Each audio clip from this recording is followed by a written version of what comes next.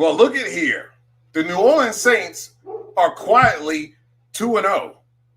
This is a team that nobody really was talking about and had on their radar in the NFC South. There was a big talk about the Atlanta Falcons, the moves that they made to bring in some wide receivers like Moody, and most importantly, bringing in a quarterback in Kirk Cousins that will help them tremendously get the ball to those weapons that they have. They were talking about the Tampa Bay Buccaneers and their ability to continue to gel as a team as Baker Mayfield looks comfortable. They've got all the weapons on the outside, and their running game seems to be stout. But here we are in the New Orleans Saints, 2-0, and they opened up a can against the Dallas Cowboys. Big plays all over the place. You look at what they did offensively, and they really pushed around the defense of the Dallas Cowboys, and that's something that has been going on dating back to when Dan Quinn was the defensive coordinator there. Yes, Micah Parsons was able to get some pressures, but as you see on this play right here, they just push him right on up the field and around their quarterback and allow him to step up in the pocket. And when they got those type of plays, that's exactly what they were doing, neutralizing him for the most part. He did affect some throws, and there were some throws that Carr had to throw away. But at the end of the day, they really manhandled that Dallas Cowboys defense. Offensively, for the Dallas Cowboys, you're going to get big plays from CeeDee Lamb. It's kind of like any star when it comes down to basketball. Those guys are going to get theirs regardless.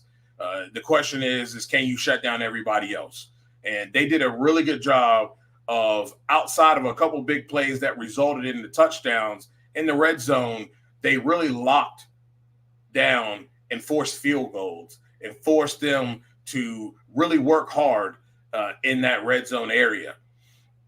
This defense has played quite well, holding the Arizona Cardinals, I believe, to 14 points in their close win there in week 1.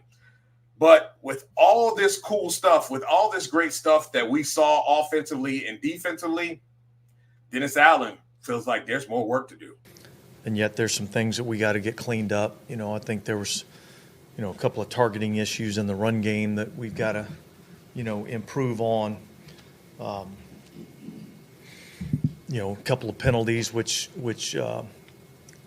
cost us, in particular,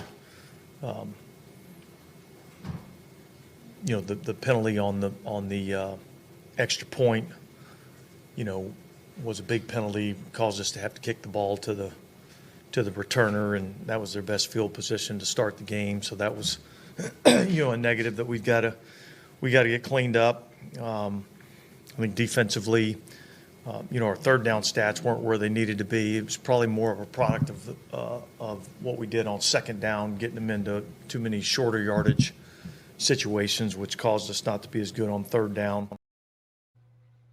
Not too good on third down, he says. 62% for their offense on third down, and they only allowed Dallas to convert 46% of their third downs.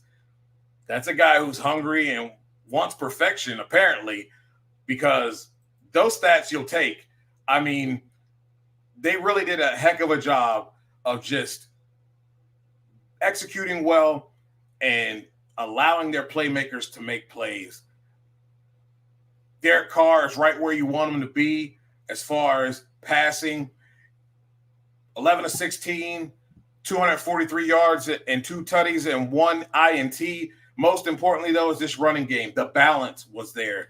20 carries for Alvin Kamara, 115 yards, 3 touchdowns. You got 8 carries by Jamal Williams. You had Taysom Hill sprinkled in there. You even had some Rashid Shaheed, that's a tough name, in there as well. This is the type of offense, this is the type of stuff you want to see from this team. And coming in to a Eagles game that they will have a lot of confidence in. And the Eagles, losing a close one the way they did, they're going to want to look to right the ship. It's going to be a great matchup, and one you don't want to miss in this upcoming Week 3 matchup for the New Orleans Saints. For Sports Journey, I'm Dujane Bland.